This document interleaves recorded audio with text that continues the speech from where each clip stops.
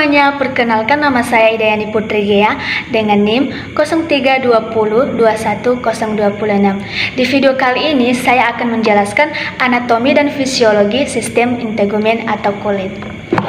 Yang dimana kulit adalah suatu organ pembungkus seluruh permukaan luar tubuh, merupakan organ terberat dan terbesar dari tubuh. Seluruh kulit ini beratnya sekitar 16% berat tubuh. Pada orang dewasa sekitar 2,7 sampai 3,6 kg dan luasnya sekitar 1,5 sampai 1,9 meter persegi. Tebalnya kulit bervariasi mulai dari 0,5 mm sampai 6 mm tergantung dari letak, umur, dan jenis kelamin. Integumen ini adalah sistem organ yang paling luas. Sistem ini terdiri atas kulit dan aksesoris lainnya, termasuk rambut, kuku, kelenjar keringat, kelenjar sebaseus, dan reseptor saraf khusus yang fungsinya untuk menstimuli perubahan internal atau lingkungan eksternal. Kulit tipis terletak pada kelopak mata, penis, labium, minus, dan kulit bagian medial lengan atas. Sedangkan kulit tebal terdapat pada telapak tangan, telapak kaki, punggung, bahu, dan bokong. Adapun fungsi dari integumen ini adalah: 1. Melindungi struktur internal. Yang kedua, mencegah masuknya kuman penyebab penyakit. Yang ketiga, mengatur suhu tubuh. Yang keempat, melakukan proses ekskresi melalui keringat.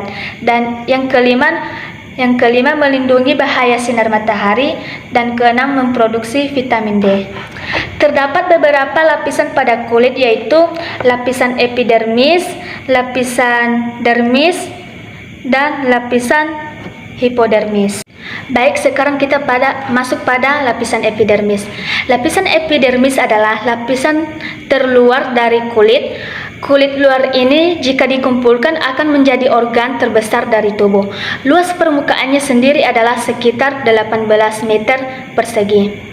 Ini yang namanya lapisan epidermis. Di lapisan epidermis ini terdapat 4 jenis sel.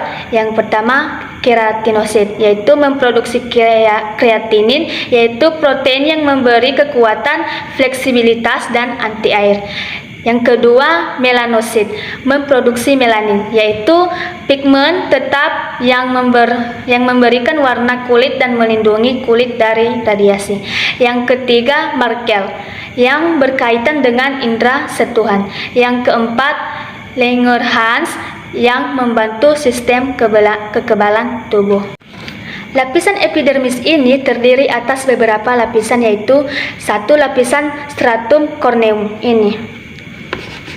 Lapisan ini terdiri dari lapisan sel tanduk atau keratinasi yang efektif untuk pencegahan penguapan air dari lapisan yang lebih dalam. Yang kedua, lapisan stratum lucidum. Ini yang namanya lapisan stratum lucidum. Lapisan ini merupakan lapisan pelindung yang mencegah kulit dari kerusakan sinar ultraviolet. Yang ketiga, lapisan stratum granulosum.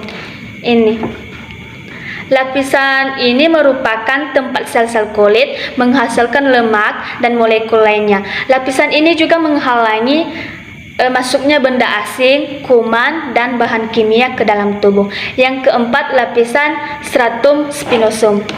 Ini lapisan ini terdapat keratinosit yang baru terbentuk dan fungsinya untuk memperkuat protein. Selain itu, terdapat juga Langerhans yang mencegah infeksi bakteri atau virus pada kulit.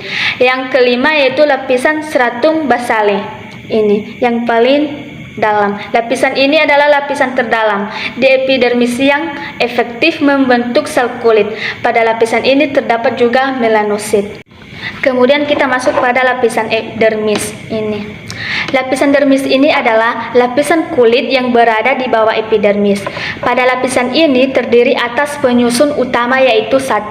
Kolagen atau protein kulit. Yang kedua, serat retikuler atau serat protein yang berfungsi sebagai penyongkong.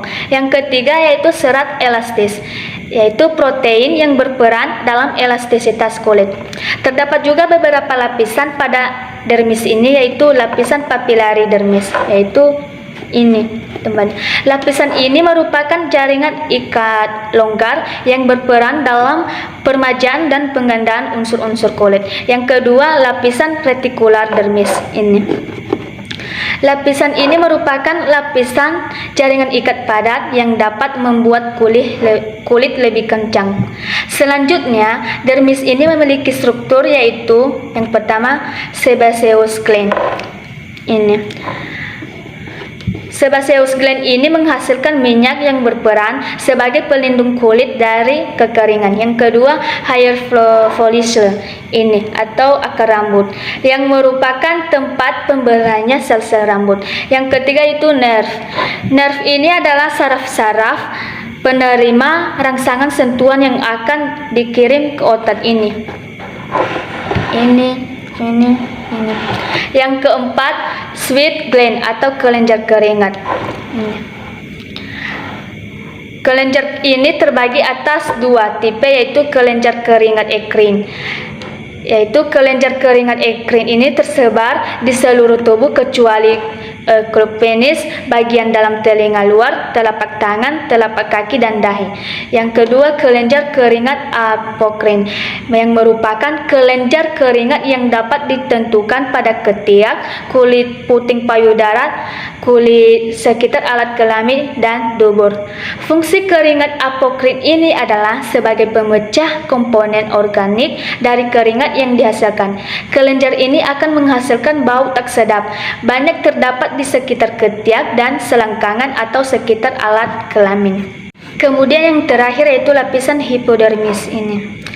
Lapisan hipodermis ini merupakan lapisan bawah kulit atau fascia superficialis yang terdiri dari jaringan pengikat tangan, tongkat, dan bagian orange ini merupakan lobus lemak yang merata pada hipodermis sehingga membentuk bantalan lemak atau kita sebut sebagai panniculus adiposus. Di lapisan hipodermis ini terdapat anyaman pembuluh vena dan arteri, anyaman saraf yang berjalan sejajar dengan permukaan kulit di bawah dermis. Fungsi jaringan ini sebagai penahan terhadap benturan ke organ tubuh bagian dalam, memberikan bentuk pada tubuh, mempertahankan suhu tubuh, dan sebagai penyimpanan tempat cadangan makanan. Nah, demikianlah yang bisa saya jelaskan mengenai sistem integumen. Kurang lebihnya saya minta maaf. Semoga materi ini dapat bermanfaat bagi kita semua. Salam sehat, salam stiker Santa Elizabeth Medan. Sampai jumpa.